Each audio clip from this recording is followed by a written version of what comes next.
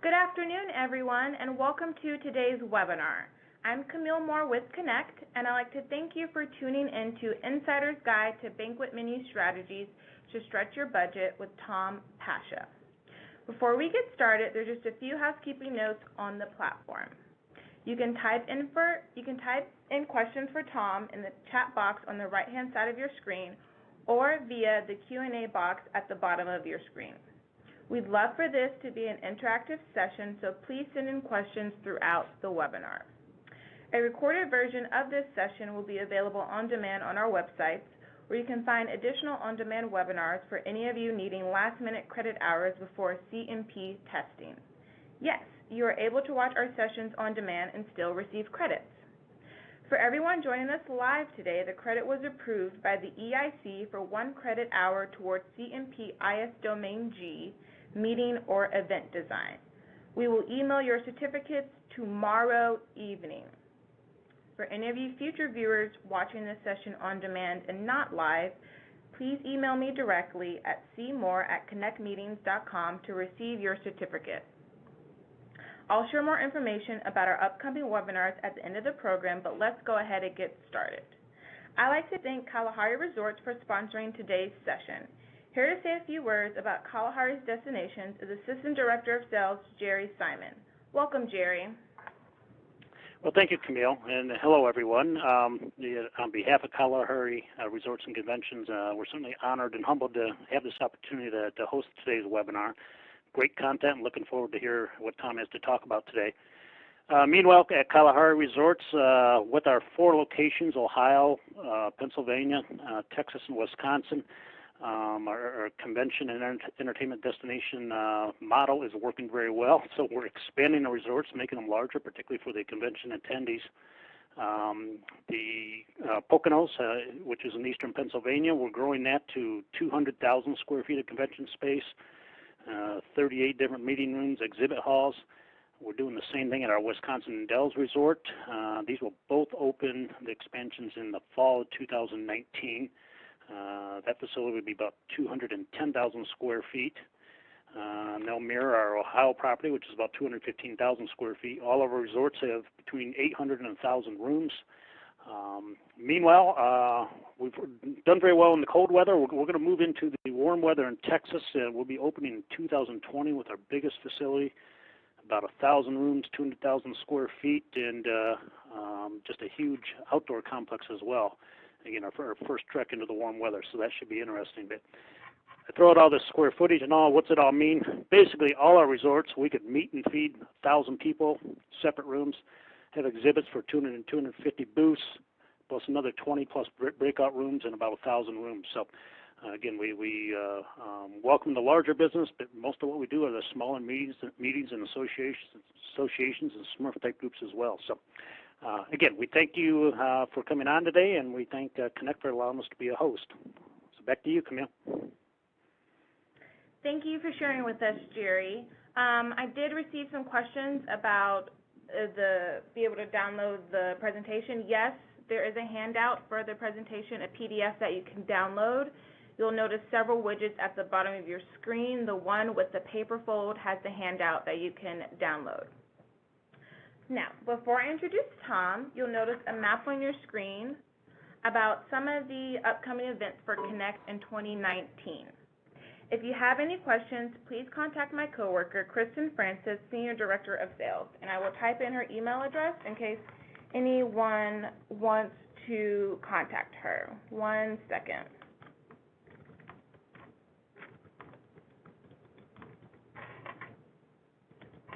Now, without further ado, it's my pleasure to introduce today's speaker, Tom Pasha. Tom Pasha has been recognized as one of the top event planners in the planning industry. Starting in hotel operations positions as a caddy, bellman, bartender, and cook, Tom began his management career as a Hyatt management trainee in Chicago. He held sales management positions throughout the Hyatt organization, working in 12 hotels over 20 years.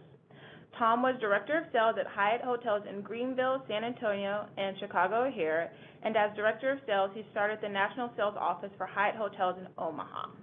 He won Sales Manager of the Year, Sales Director of the Year, and the Donald M. Fisker Award for Excellence.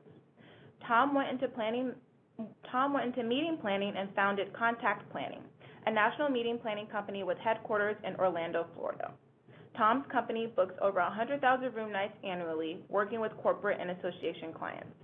In addition to his planning responsibilities, he teaches Meeting Planning Mastermind, a 2-day class that focuses on teaching meeting planners every aspect of a hotel that delivers 15 hours of continuing education credit. Tom, welcome. Thank you so much for sharing with us today.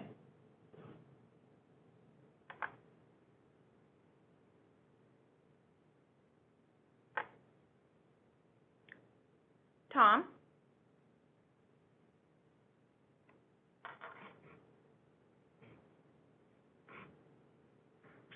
One second, everyone.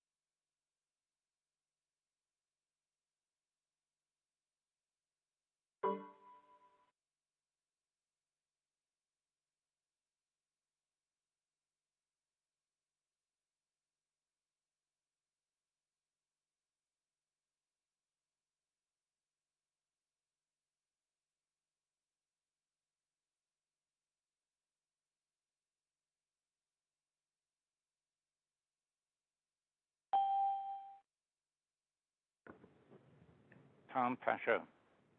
Hi, Tom. Hello. We're back on the line.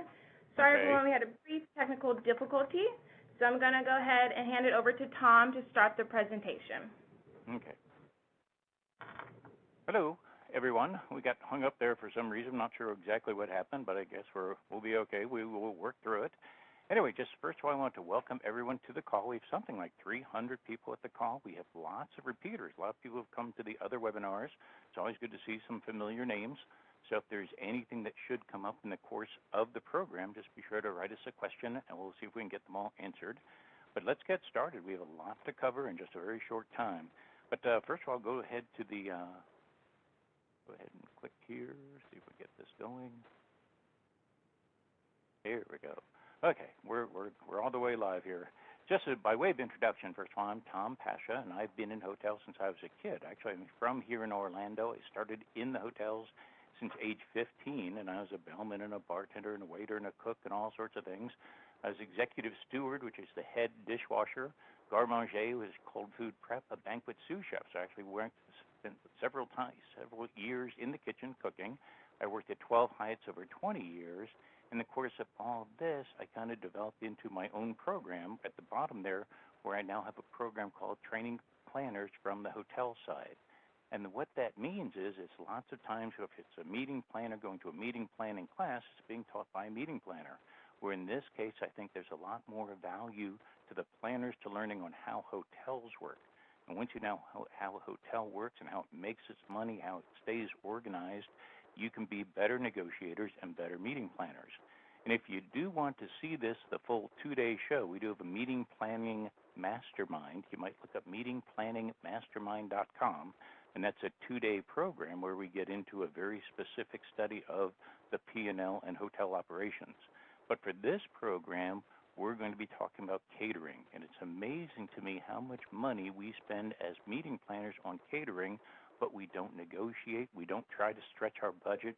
We treat these banquet menus like there's some kind of commandment, or something, when in fact we can negotiate everything because hotels need catering revenue. It's critical for a hotel to have good catering revenue.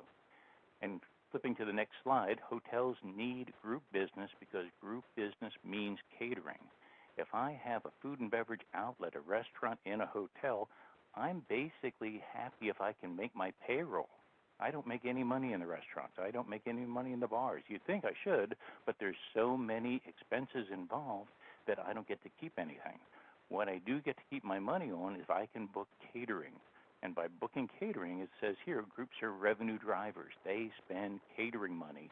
They spend golf, spa, and gaming money. That's incredibly important for a hotel. And we'll talk about percentages of profit in just a minute. And then also, they typically come in on my two biggest problem days, Sunday and Monday. So the meeting planners on this call, if you want to be better negotiators, if you can move your group to a Sunday or Monday, you're going to have a lot of hotel people competing for your business. That's what you want. You don't want to be begging for hotels to take your business. You want them fighting for it. Because if they're fighting for it, you are from a power position and you can get a much better deal. The other way you can get a good deal is to add catering. By adding catering, that's where we've used, I said, the Kalahari introduction. They've got some of these hotels are 200 square feet of space per room, an incredible amount of space, actually twice as much as most hotels. And if you're able to use their hotel, they didn't build all this meeting space just because they didn't have anything to do with their money. They built it to attract large groups. And it's very important. If you can have some catering with your meetings, you become the kind of group that hotels will compete for. And the last part here, convention hotels are designed with meeting space to fill rooms. The only reason we have all this ballroom space is to fill those rooms upstairs. And we'll tell you why in just a second. It's all profit. It all comes down to profit. And if you look at the slide here, it says all hotel accounting is based on GAAP's, generally accepted accounting principles.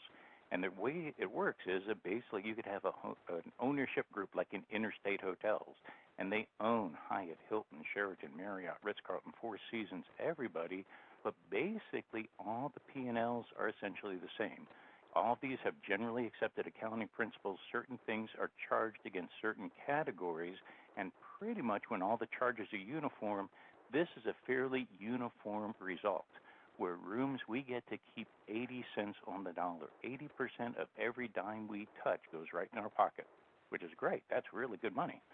Catering, we get to keep 40%, so it's not nearly as much as 80%, but still, that's a chunk of money. I was at the Hyatt Regency O'Hare. We did $80 million a year in catering, a stupid amount of money, and again, 40% profit.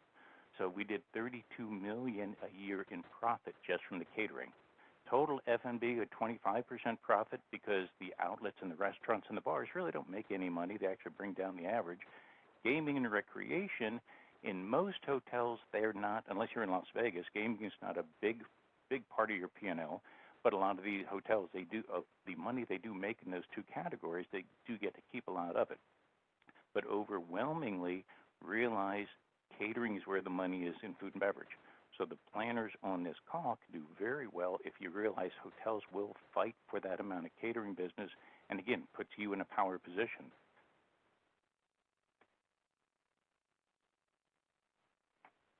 And the way it typically works, actually this picture of me, I kind of looked at that, I said, you know, it kind of reminds me of me when I was a kid. Anyway, but hotel revenue affect planners, yes, hotels sell space, dates, and rates. Planners get to pick two of those three. Whatever two of your most biggest priorities, be prepared to negotiate on the third. If you want hotels to compete and work for your group, that's when you have to flex your dates. Like I said, if you go to a Sunday or Monday arrival, if you maximize your space, where we don't have a lot of empty space, you don't have a lot of space being unused, or if you don't have a general session plus 5 breakouts, if you can maximize your space, don't have a lot of empty space, and most importantly, add catering. If you add catering, I have taken groups that were not necessarily great groups or not a great pattern, but because they had catering, I competed to get them, and I fought my competition to get them into my hotels versus them going to down the street to the Hilton or the Marriott. The way it typically works is hotels are designed with about 100 square feet per group room. As you just heard from Jerry, is that they've got almost 200,000 square feet per group room, so it's a different, much different game. Most hotels, though, if you have a 500-room hotel and you anticipate 100 rooms of individual demand and 400 rooms of group demand, you need about 40,000 square feet of meeting space, and that would be hard wall meeting space. And if the people on this call would, if you were to actually go onto your program and calculate how much meeting space you're using, if you're at 100 square feet or more, you could be considered kind of a space hog. If you're less than 100 square feet, then you're a much better piece of business. And again, see what you could do to consolidate your space, maximize the use of space so that you come in under 100 square feet per room per day. If you can do that, again, that's what we do as hotel guys.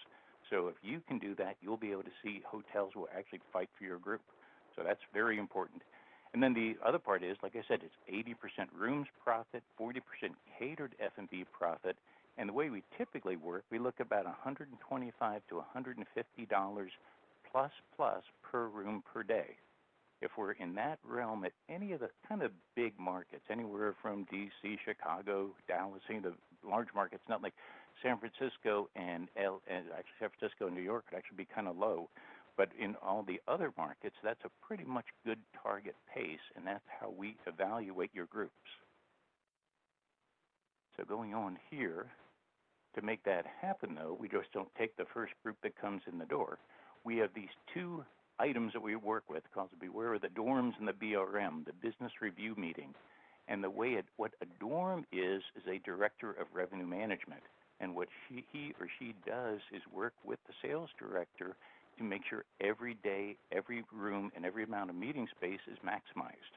So what a lot of times hotels will tell you that they have to present your piece of business to their team. Typically, the team will be in the room, but the dorm is the one that actually makes the decision. And he or she will say, yes, we can take it, but we need it at X and such rate, or we need this amount of catering. And they will give pretty much the sales manager the marching orders on how they should book that particular piece of business.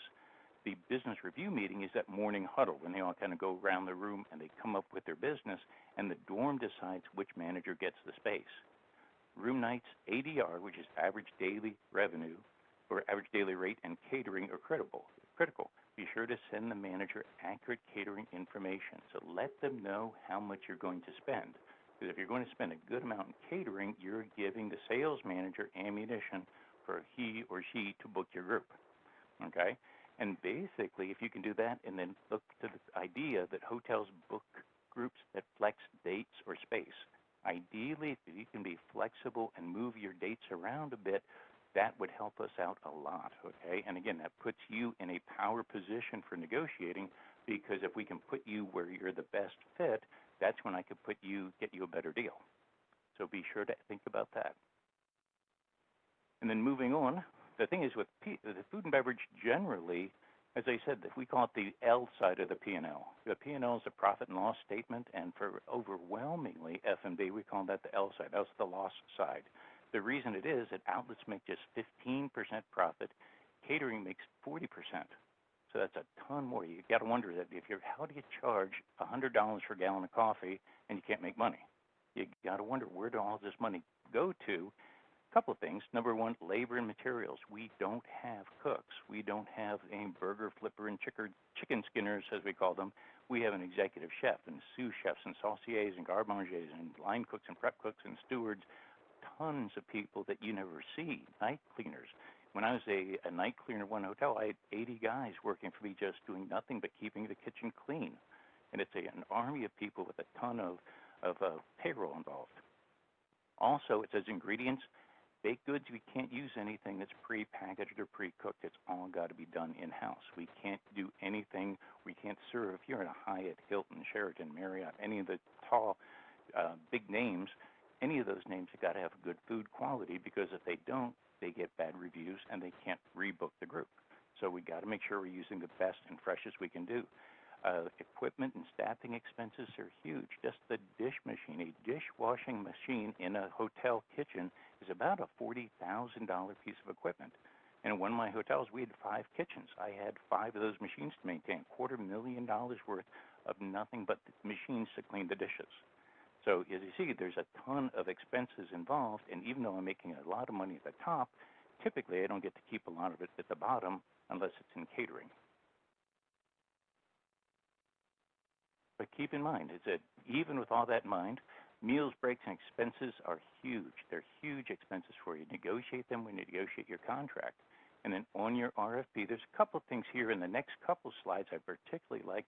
You should definitely take these down, or when you do the printout later on, make sure you're doing all this later on, because this can make you a very powerful negotiator, okay? On your RFP, start with a good RFP. And I've actually had a lot of sales people like my RFP when I'm sending out business, but I've had a lot of planners actually kind of borrow my format. So if you'd like to give me a call or drop me a note, I can send you what I currently use. But I always ask for floor plans, catering, and audiovisual menus with the RFP. I'll read the banquet menus. A lot of times we'll get these banquet menus, we see all the pretty pictures and say, oh, isn't this nice? But when in fact it's very expensive stuff. So you do want to be sure to look at it and make sure, is this the kind of budget that you can even work with? Okay, so be sure to read the banquet menus. When you meet with your sales manager during the site inspection, have the catering or convention service manager with you. Get them involved, because a lot of times, actually two reasons. Number one, a lot of times for food and logistic information, catering and CS managers might be more adept and they know more about it, number one. Number two is a lot of times a sales manager gets promoted on out. So if you book it today, in all likelihood, 2 years from now, that sales manager is not going to be there. So it's better to have a catering and CS managers typically don't get moved as much as salespeople. Again, I worked at 12 Hyatts over 20 years. So I got hopped about every 15 months. I was moved to a new hotel. And back then it was a lot more common, but even now it's still pretty common where you'll get hopped around every 2 years or so to a new assignment. So again, have them there during your site inspection. And realize where it says catering managers have sales and upselling goals, that's catering and convention services. So whatever you book, as a catering manager, I'm going to service it, but I will try to upsell you to, if you want a chicken dinner, I'll try to upsell you to a steak. If you want a steak dinner, I'll try to do surf and turf. I'll try to sell you up to the next step so that I'm maximizing my sale. And there's two parts to that. Number one, negotiate pricing and value-added items. We'll talk about that. And then secondly is wrap up and accurate accounting. Make sure that whatever you're booking is actually billed correctly, posted correctly, calculated correctly, and you're paying it correctly. Because there's a lot of moving parts, and a lot of times it doesn't get translated correctly. So go ahead and check to, this is my favorite slide, I think, of all my slides. No, this really good, and these are sort of things that it's kind of, you can do these immediately and save a bunch of money. And so if you look at these first and make sure that you do these, and some of these you may already be doing, and some of these maybe you can add to your repertoire and do a better job. A couple of things. First of all, read the banquet menus, because so many times you'll see minimums and guarantees and setup charges and all sorts of ways that they're trying to maximize their revenue, but realize if you're bringing good catering into a hotel, it can all be negotiated. The most important thing is read the banquet menu first and negotiate it. Anything you negotiate, you want to make sure that it's in the contract. You don't want to sign a contract and, oh, by the way, let's negotiate. Because once it's signed, there's not a whole lot you can do about it. There's not a whole lot. That's a definite piece of business, and everything that's already in the contracts and already set out in the menus, that's pretty much what you're going to get. So what you want to do is negotiate. Don't pick a fight on all of these, but on any of these items that's important to you. If it's important to you, you're spending a lot of money, you want to save a couple of dollars, you want to stretch your budget, pick your top 5, your top 7 of these items and see what you can do. Make sure you're negotiating them and have them in the contract. It's very important. So we're going to go through this. Couple items for liquor. I always say skip the top shelf. A lot of times the house pour at a nice hotel is going to be good liquor anyway. And it doesn't have to be Grey Goose or whatever it might be. It could be just normal pour, and it's typically okay. If you do have somebody that requires a particular brand of liquor, you might have a bottle under the counter and instruct him or her which bar is going to be holding his or her liquor. So that'd be something there. So overwhelmingly skip the top shelf. That's a premium upsell that realistically nobody really knows how that works anyway. You're going to spend a lot of money. Negotiate bartender fees. Back when I was a bartender, once you hit $2.50 per bar, you were comp as a bartender. You'd still get a percentage of the pour, but you were not getting a bartender fee. So anyone in this call, I always wonder if I'm paying $10 a drink and there's 25 drinks in a bottle, that's $250 per bottle in sales, and I'm still being paid. I still got to charge for a bartender. And I think you really ought to think about I don't pay bartender fees. Negotiate carver fees. Same idea is that if I'm doing a steamship round, I'm paying an extra $25 per person at a steamship round there, plus, why am I paying a staff person there to cut it? I would always say negotiate that. If you see it and you do want to do that in your menu, you should be able to do it, but always negotiate that. Negotiate audiovisual staffing.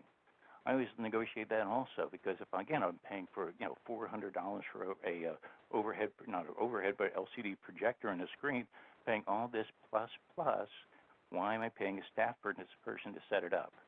Included in that rental should be the staff person staffing, okay?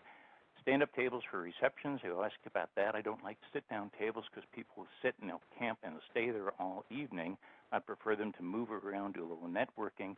Plus, I'll be able to save some money because they'll be eating less. Short lines at bars. Sometimes, they used to say, well, one bar per 75 or one bartender per 100. I would say about 1 per 75 is typically good.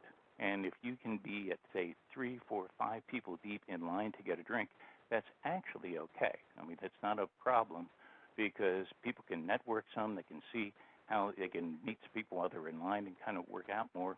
And it's okay to do that. Order soft drinks and items on consumption. A lot of times, especially soft drinks, I'll order a couple cases of soft drinks, have them brought out, and then I'll count them on the way back in. Because back when they were just 50 cents or a buck each, that's one thing. But now they're $4 and $5 plus per Coke per Coke. So it could be $5 and $6, including tax on one Coke. So if you come up with a couple hundred Cokes in the course of a 3 or 4 day meeting, you can save a lot of money. Okay. Skip the salad and soup course for lunch. A lot of times, all we do is we plate it up in the kitchen, we plate it up, and we throw it out. Because we end up throwing it out and ask if I'm going to skip the salad and soup, can they knock a couple bucks off your cover price? That's a good thing to do because a lot of people don't eat it anyway. So it's a good thing to do. Order the lunch menu for dinner. If you're doing a dinner, why is it somehow magical if it's a chicken breast lunch and if you serve it for dinner, it turns into $20 higher if it's the same menu item? I would say you can ask to see, look at the lunch menu and ask the catering or CS manager, can you serve that lunch menu for the dinner and save a couple bucks? Next one is coffee. Coffee is amazing to me. Because again, what was the one I did at the Hilton in San Francisco? Beautiful hotel, wonderful historic hotel, $150 a gallon plus for coffee. So it's $200 per gallon out the door for Banquet coffee, which is amazing, and there's only 20 cups in a gallon. So I was paying $10 a gallon, or $10 a cup rather, for Banquet coffee. And a lot of times you can say, instead of the Starbucks or the designer coffee, whatever designer coffee they're trying to sell you, I'd ask, see, do you have a house coffee or a regular coffee or a less expensive coffee? I actually have some groups that are so coffee-centric and they spend so much on coffee, we negotiate that, we put that in the contract. So instead of $100 a gallon for, say, Starbucks, I can get $40 or $50 a gallon for house coffee, and we can save them a ton of money. So that's real good, and you can save a lot of money there also. A couple other things on the right side. Serve the lunch dessert on the PM break. A lot of times, again, it's like the salad and the soup course. You don't necessarily, most people don't eat dessert. So why are we selling a dessert? If you're going to have it anyway, you might have it out for the afternoon break. That's a good thing to do. This one's interesting. Bartenders use pour spouts. Take a look and watch them pouring. If a banquet bartender is using a pour spout, you'll have a more accurate pour than if it's a free pour. A free pour, especially if occasionally someone will slip in a couple extra bucks, you can end up spending a ton more for liquor because the bartenders are just doing a free pour as much as basically as big a shot as he or she would want to fill the glass with, and it's big money. Action stations and server passed hors d'oeuvres. If you can avoid a buffet, I would. A lot of times, if you have the action stations and server pass, just a tray pass sort of idea, for small items, you'll spend a ton less money. Okay, that's always good to do. Discontinue wine brands. A lot of times, when you're talking to the catering manager, you can say, "Do you have a line that you're getting rid of?" Because a lot of times there'll be cases of wine in the back, and they can give you a deal. And I went through several groups. I've done several groups that way and was able to save them thousands of dollars. Smaller plates. Why using big dinner plates for a buffet if it's an hors d'oeuvre buffet? So use smaller plates for that. Centerpieces, we've done that before where we're going from the lunch centerpiece and use that for the dinner, or even use the same room. Next one's kind of interesting. I've done this before, and somebody told me about this, and I like the idea, is that sometimes we have these big buffets with all kinds of shrimps and crabs and all sorts of things. That's some big money. It's okay if you have a smaller presentation if you do want to serve it at all, but kind of tuck it off to the side. There's no reason to have it right in the middle of everything. It looks good, but you will end up spending a ton of money on that. Service charges. Service charges are 100% profit. Okay, and that's one of those things they don't like to tell you because they say what's going to the service team. Well, it really isn't. It's called a GAP, a generally accepted accounting principle. So what happens is if I have a $10 dinner plus, it's now plus 25%, so it's now $12.50. That $2.50 goes right to the bottom line, goes right straight to the bottom line, and it does not go to the banquet server or anything. So what I do is, if I'm negotiating among several hotels, I'll tell them I'm negotiating among several hotels, and I'll say, look, I need to get a 22 or 21 or 20%, and I have been able to have hotels agree to it, because they'd rather have 20% of pure profit than 25% of no sale. And if you can't get them to do that, if you can't get them to lower that service charge, have them come down on the banquet menu price. One way or the other, you can get that number down. The 25%, 24, 25, 26% I'm even seeing in some hotels, it's kind of silly. It's actually kind of pushing it, but the way it works in accounting is that goes right to the bottom line. And the last one I'd like here is have your AV specs on RFP. If you have a heavy audiovisual presentation, if you have that in there, be sure to bring that with you. Have the in-house AV person make a bid on it, and make sure in your contract, if you do go with an outside vendor, you're able to do that with no fee. And I always be sure to be, if it's okay to bring in an outside vendor, most of the time they'll say it's okay, but most importantly, you want to make sure there's not a patch fee or a service charge or a dock fee or any other things some hotels like to do to increase your audiovisual. These are all items, as I said, you can do right now to save a bunch of money and stretch your budget. So some of these I'm sure you do, some of these maybe you want to try. So I definitely would take a look and use the ones that make the most sense for your group. And then next, just for general negotiating on catering pricing, this is some of the things that I just kind of overwhelm it instead of the detail work, which is more tactical. This is a more strategic way of looking at it. First of all, bear in mind catering pricing at 40% profit, there is profit there. There is, if you were not making any money, they don't have anywhere to negotiate. It's not as good as rooms, but it is still very good profit at 40%. So don't be afraid of asking for deals and discounts in catering overall.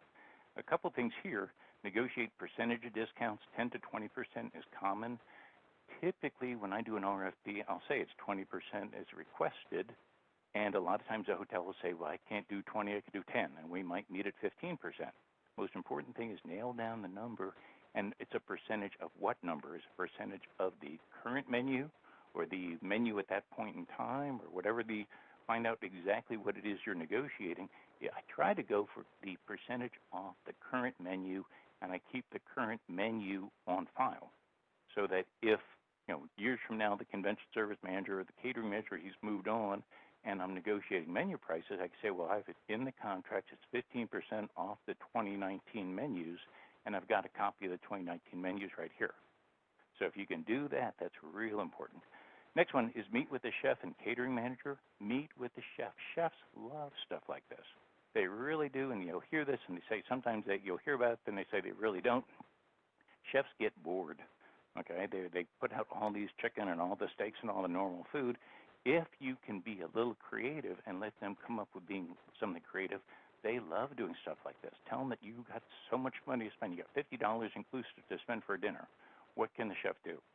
And it may be something new and exciting. It might be something really interesting. But be sure to get the chef in there, have him or her, the chef, meet with the catering manager and come up with some custom menus.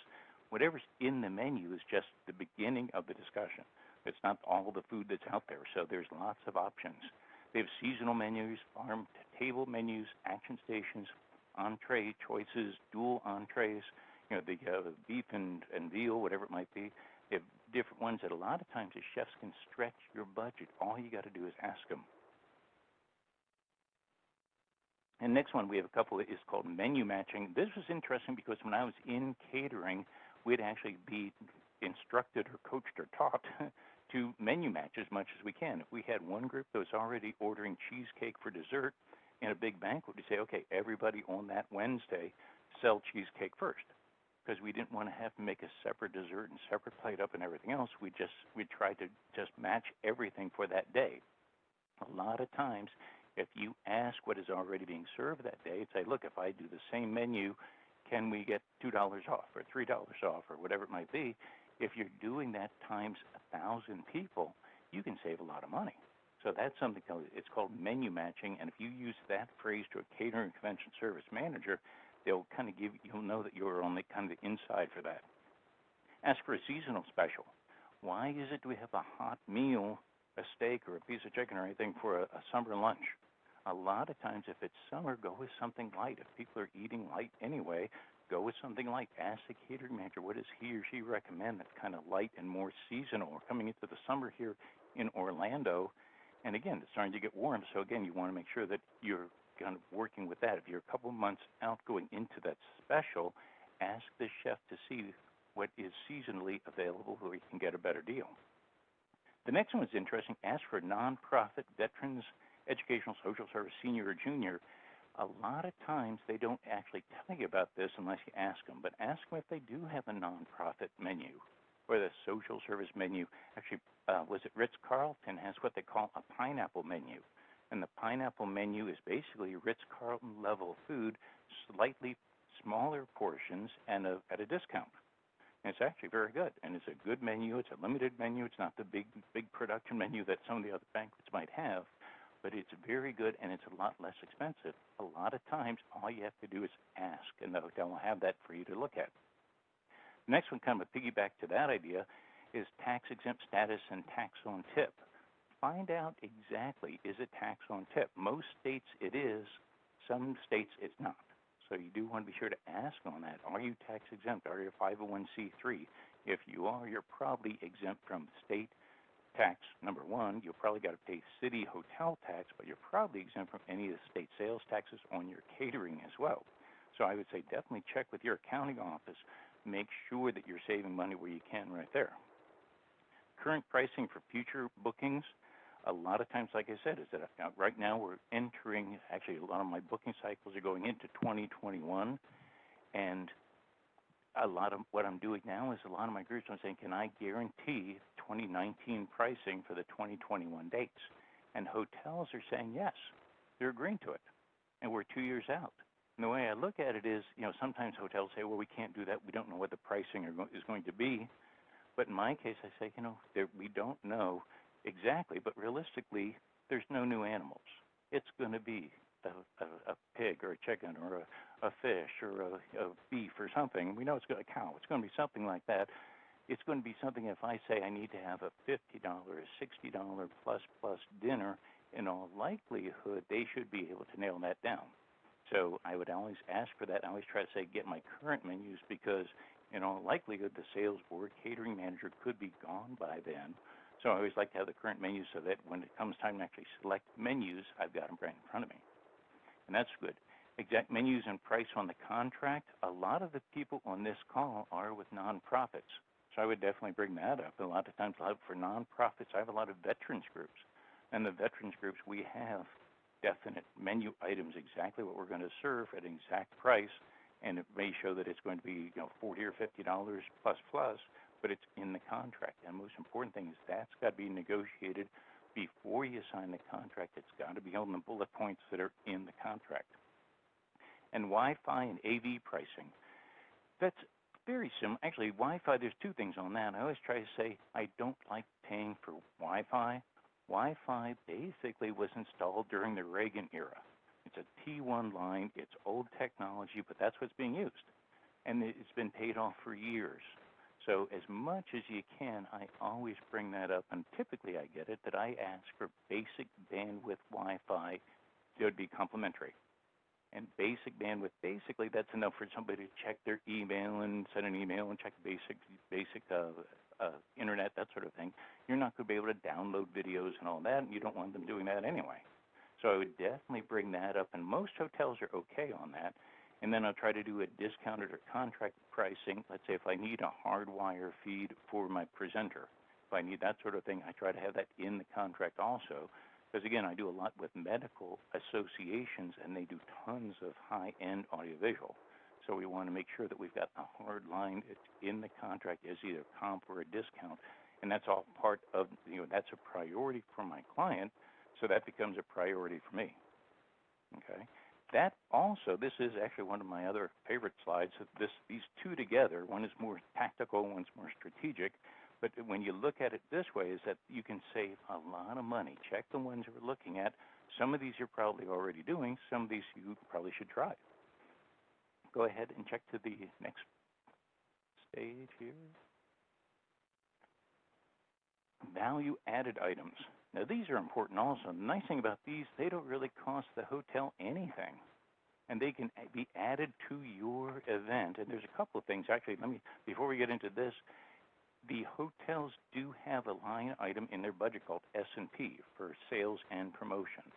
So if you want the hotel to host a reception or host wine with dinner or do a welcome toast or do a VIP hospitality or comp the coffee in the staff room, it's called S&P, sales and promotion.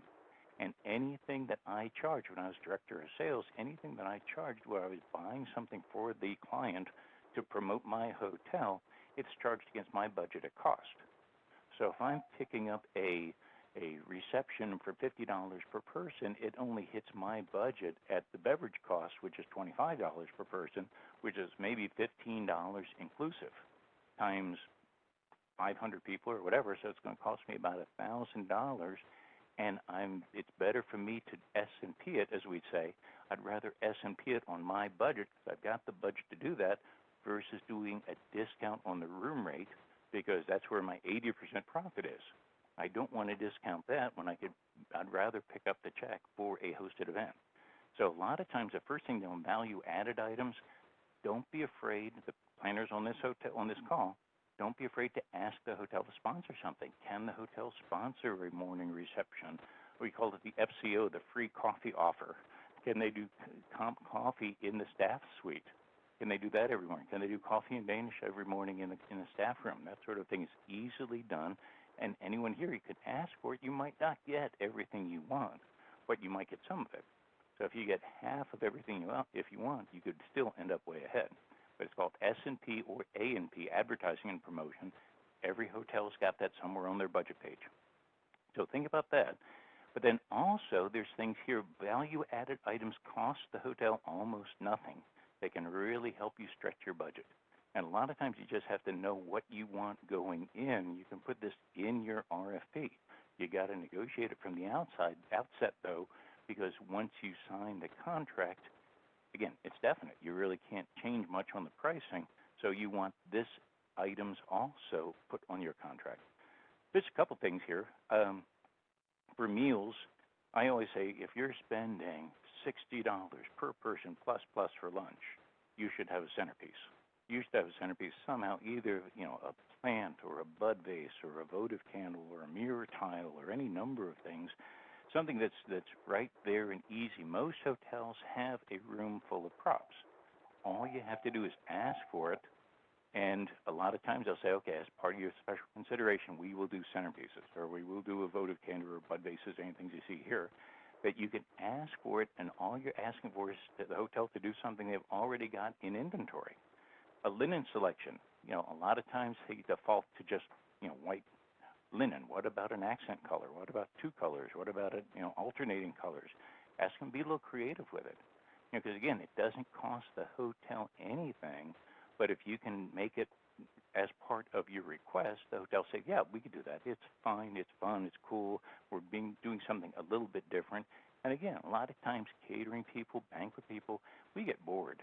So if you can tell us something interesting, you want to alternate red and blue or green and white or whatever it might be, if we've got it, I'd rather have you there and use it than not use it. Okay, and again, it doesn't cost me anything. Buffet uplights. I always try to do this.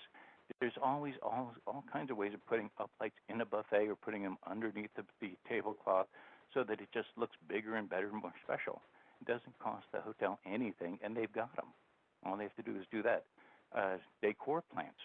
And a lot of times, they have plants out in the pre-function area or in the lobby or somewhere nearby.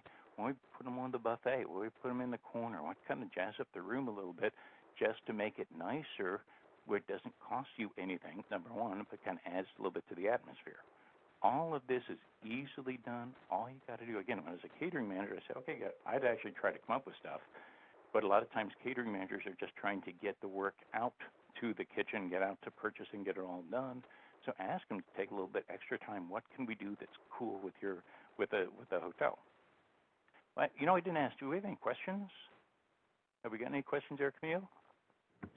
Yes, we do have a question. Some people have been asking about your contact information, and I let them know that that will be available at the end of the webinar. Mm-hmm. Someone wanted to know, can you send out what he uses when you send the slide afterwards? I think we were talking about maybe about the RFP. Okay. I think someone wanted to know what you use. Sure. Yeah, if you would go, actually what I do, just an RFP, what we call it, and it's a good question, we have either a mini RFP or we call it the F&D RFP, the fast and dirty RFP. Some of the RFPs I see are just massively overwritten. So what you want to do is make it as easy for the sales manager to present it to their director of revenue management and director of sales as you possibly can. I had a group, actually spoke with a client yesterday. She had a 100-room group. It was about 25 rooms per night, and she had a 3-page RFP on this thing. And for a small group in particular, a lot of times small groups are assigned to the junior sales managers, so don't go in and ask for everything for a small group. Ask for what you want, what you know, what you need, and if you can let us know on that, then in all likelihood the manager can get that done. If you're asking for a hosted reception and all this stuff for 20 rooms, typically that's going to be very difficult for the hotel to deliver. So I can send it. Actually, we'll come up to my slide my contact information is on the next couple of slide coming up. But yeah, you can email me if you have any questions at all on that. What else did we have? Yeah, we have one more question. Grant wanted to know, how do you negotiate the service charge if the big brands insist that they cannot reduce due to hotel policy? Okay, and they say that all the time, okay? And so what I do, if it is important to you, again, I'd say 24, 25%. I typically will say is that I'm okay with 20, 21, even 22%. But 24, 25%, that adds up. It's a huge bite by itself, but then plus taxes applied to that 24, 25%. So it's even a huger bite. It goes on to like 33, 34% easily, and then in some cities it's even higher than that. So what I do is before I sign the contract, I want to shop that among 3 or 4 hotels. And all I need is have one hotel say, yes, we'll do 21. And if I can get one hotel to do it, I'll tell the other 3 hotels, the Hyatt's at 21. Can you get closer? Can we match it? Can you get to 22? Because the thing is that if I showed, what I always say is that you as meeting planners, people in this call, you want to impart value to your position, number one, or make your client, some third parties and travel agents on the call, you want your client to look like a rock star, okay? And if you can show that you were able to negotiate from 25 down to 22, when you run the numbers, you save the organization a ton of money. But I would try 2 or 3 different hotels, number one. The other thing is that I do tell the hotel that I do know that it is called a GAP, a generally accepted accounting principle. Whatever is there on service charge, it shows income, but there's no assigned expense. So basically, it's miscellaneous income. There's no assigned expense, so it's basically free money. It's the same as finding, $1,000 bills on a sidewalk. There is no expense attached. You're not taking the food away from the banquet server. You're not doing any of that. You're basically just taking it away from the bottom line. It is 100% profit. So if they could come down just a couple points, they're still going to make a nice amount of money. Okay? But I would not sign the contract if that's a priority for you. I'd want to negotiate with several hotels before I get to somebody to get down to like 20, 21%. And what else? We have one more question. What are your thoughts on the next fees for AV, strikes, setup, damage, waivers? Pretty much just make sure, if that is, a lot of times you'll see that at union hotels, and just make sure that everything's negotiable. Again, when I was at the Hyatt Regency Chicago, it's a 2,200 room hotel. We had 5 unions. Okay, we had a full-time team of people. Their whole job was to negotiate stuff with the unions for us. Okay, so if you are in that situation, whatever number they have, they do include the union fee. They do include some markup. There is a lot of markups along the way there. Just make sure you negotiate it all. Some of this stuff where they say, especially if you like with audio visual, they say we're going to do a patch fee. Well, most of the time you don't want patch into the in-house sound system anyway, because it's not that good anyway, number one. So I always try to get out of that. I also want to make sure standard electrical is complimentary. If they do have to do special wiring or special rigging, that typically would be in-house, and I'm okay on that, but I still want to negotiate that. If that's a priority for my group, whatever number they have, and this is for rooms, food and beverage, audio visual, any of these, typically you have the first quote, you've got a fallback quote, and then a lose-it quote. There's 3 levels of negotiating in hotels. And a lot of times they say, we're going to just offer them this, and if they say no, then fall back to this. And if they say no to that, then fall back one last time. But typically there's 2 to 3 steps before a hotel or a hotel is going to lose a group because of a setup fee. Any others? We have one more. Do you want to take it now, or? Sure, let's take it now. Yeah. Okay. So Kim says, many companies use Cvent to send their proposals. They ask for a lot of information, yet you indicated we should keep information concise and limited. How do we best use Cvent in this fashion? I personally, and I'm probably getting in trouble, I personally don't like Cvent, because a lot of times Cvent, a Cvent lead goes to what's called the lead catcher, and the lead catcher is typically a sales manager in training or a sales assistant, and he or she's got this grid that says what constitutes a good or bad piece of business. And you really can't tell the hotel saying this is really important to get this upgrade, or really important to get this comp space, or whatever is most important. You really can't weight the importance of what you're asking for. So if you can, again, Cvent's good for checking space, but I would keep that to a minimum, and once you get it down to, say, 2 or 3 specific hotels, then I would give them more information. But you don't want to not get a response because you put in too much during, what I will do is I'll send out a blast email to all the hotels that I'm interested in, and what I'll do is that once I get down to the 2 or 3 favorites, then I'll say, okay, here's what I really need. So I won't do all that detail for to everybody. Okay? All right, those are all the questions we have for now. Good. Okay. Just wanted to bring that up. And then, good questions there. And then especially, again, Cvent, the thing is it is good, but it is kind of a one-size-fits-all versus customizing based on the importance of, how you look at different things as part of the RFP. So getting back to the value-added items, we talked about the meals for centerpieces, meetings, risers, flags, easels, flip charts, stanchions, podiums, lecterns. All this stuff is sitting inside a banquet manager's office. Somehow, when it all leaves the office, it magically turns into $75 a day for an easel. It's amazing how this can turn into a fundraising opportunity so quickly. So just be sure, again, if you need a riser, if you want flags, if you want an easel, whatever it is you want, put that in the RFP. If you want 5 breakouts with a podium on each room, That's great. Let me know, and I can put it in my proposal. Okay, but be sure to ask for it because if I'm committing all these podiums to you, I'm not going to be able to commit any to anybody else. So I want to make sure I've got them all reserved.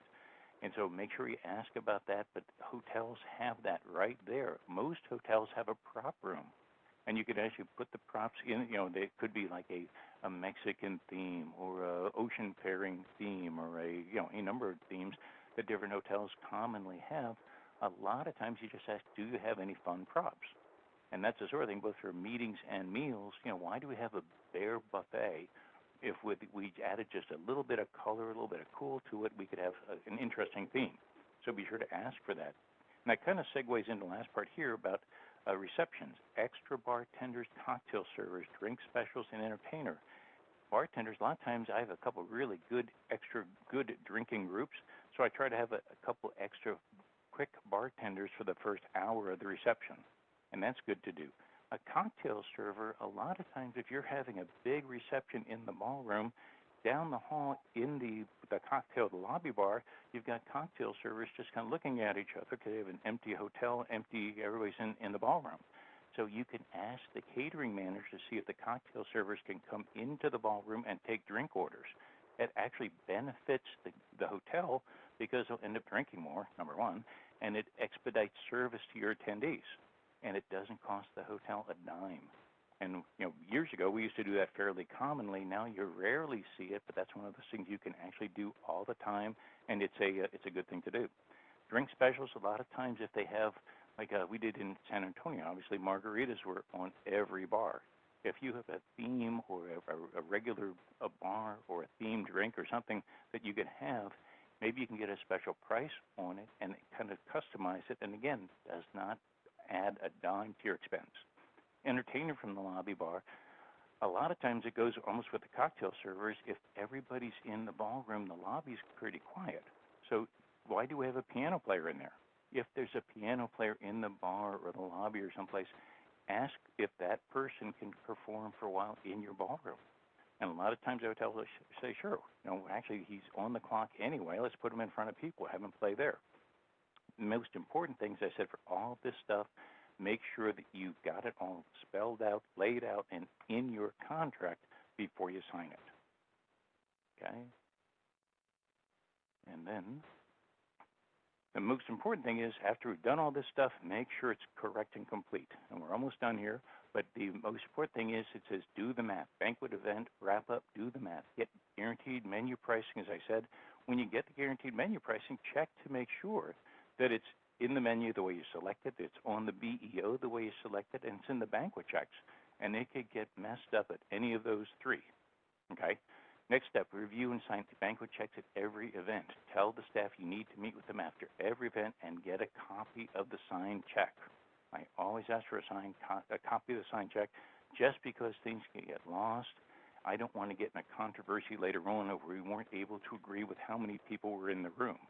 Okay, or that we signed off on something or whatever it is. I want to make sure everybody signs everything, and I've got a copy in my file.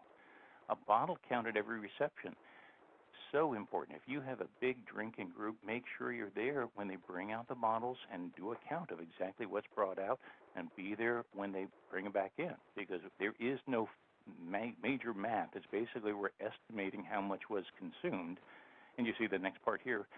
It's basically an estimate. If I see a fifth of liquor is 10 tenths, so I basically cut this bottle up into 10 little pieces, I get 2.5 shots out of each tenth. So basically at $10 per drink, that means it's costing me $250 is what that bottle will produce retail, and it's got $25 cost. So basically I've got 10% beverage cost and 90% profit. So it's big money. Back when it was $3 and $4 and $5 a drink, it wasn't that bad. But for $10 a drink plus, which is pretty much the going rate, you are going to end up spending a lot of money. So make sure you look at that and make sure it is accurate and complete. The last thing is I always bring a calculator. I'll bring a calculator. We sit down afterwards and walk through it, make sure all the calculations are right, because I'm not signing it unless it's correct. And then finally, there we go. Catering and banquets, actually, this is a fun part of the business. Learn some basics, take a class, read some books, be a foodie. Okay, I'm kind of a foodie just because I had to be. But a lot of times, if you go into actually the next point here, a lot of hotels have a planner training program. Ask your sales manager or your NSO or your third party, is there some way where you can get back into a kitchen and see how they really operate? And again, we're doing one in July, the meeting planning mastermind, that will actually take people through the back of the house. But a lot of hotels will do that, so it's fun to do.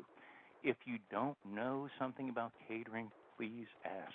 With next part here is, we hotel people, we're not trying to blow one by you. We have we compete with each other, and we compete with other hotels down the street, but we want you to be happy, because if you're happy with us once, hopefully you'll be back again, okay? And that's very important to us. And again, think about what you learned today about our profit margins. How do we make money? What is negotiable? What is not negotiable? You learn how to plan better events when you see it from the hotel side. And as I said, if I can help you, on this slide here is my contact information. Anything I can do, because again, we went through a lot of material very quickly, but if there's anything I can do, if you have any questions, if you want me to help you with a program or whatever, by all means, let me know. Okay, and I'd like to thank everybody for coming. And Camille, do we have any more questions? As of now, we don't have any more questions. I know some people were wondering about the slide deck. To get a copy of it, if you see, you notice 8 widgets on your screen. The one towards the bottom with the paper fold, you can click on that to download a copy of the presentation to keep for your records. Excellent. And again, what I would do is take a few of those slides, especially the ones about the strategic things you can negotiate, and be sure to ask. I mean, hotels, we hear it all the time. We'd love to hear, we're not going to get our feelings hurt. If you need a little help with your banquet or your budget, or you need some help with meeting room rental, bring it up. Because if we got to say no, maybe we'll say no to one thing, but we'll say yes to something else. The most important thing is go in there and don't be afraid to ask. Because you are bringing business to a hotel. We need your business. We want your business. So don't be afraid. And again, thank you so much for coming, and I hope we have a chance to work together at some point. Yes, and thank you again, Tom, for sharing with us today. After this webinar concludes, you will be directed to our short survey, just 5 short questions. If you could fill that out, it would be great for us to get some feedback for future webinars.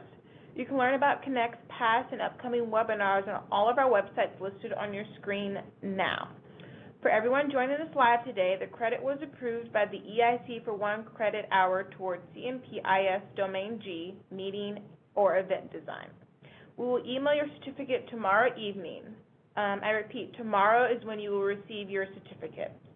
Again, if you're watching on demand, please email me for your certificate. It will not come to you automatically. If you have any questions, please email me at cmoore@connectmeetings.com. And here's my email address if anyone has any questions. Again, if you're watching it live right now, your certificate will come tomorrow evening. We'll hope you'll join us again on May 16th at 2 p.m. Eastern Standard Time for an informative session on diversity with Connect speaker Jessica Petit. Thank you all for joining us. Have a great day, everyone. Thank you very much. Have a great day.